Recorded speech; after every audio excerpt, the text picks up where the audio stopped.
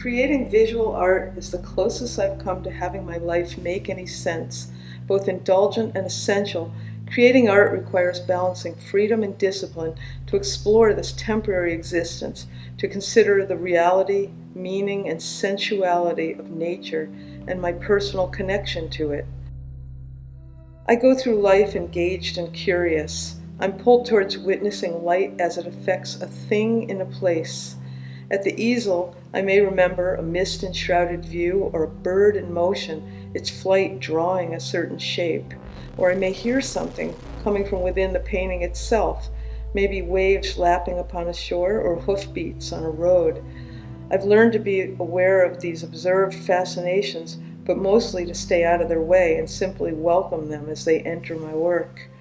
I've learned to trust the process, knowing there's a subterranean stream of events unfolding and that my purpose is to go in and poke around.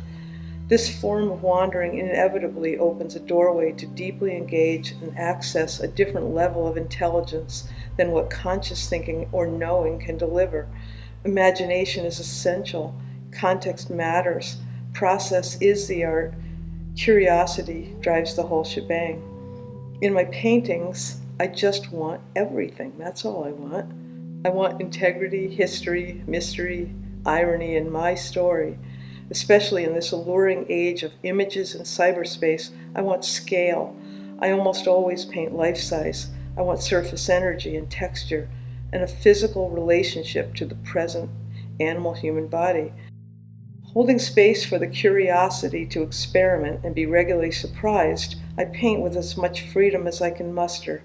Those aspirations play out best where elements meet, intersect, or overlap, where science meets metaphysics, abstraction meets realism, craft meets chaos, history meets now, imagination meets observation, and personal meets universal.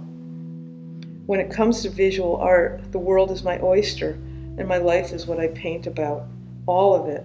The whole marvelous, awful, ordinary mystery of being a human on this earth now.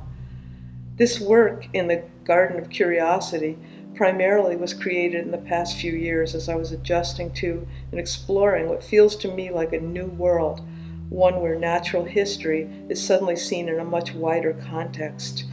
The human place, my place, and the trajectory of what's seen as nature stands in raw contrast to online replications and interpretations. Love or hate, horror or heaven, both are fascinating, especially in the ways they meet.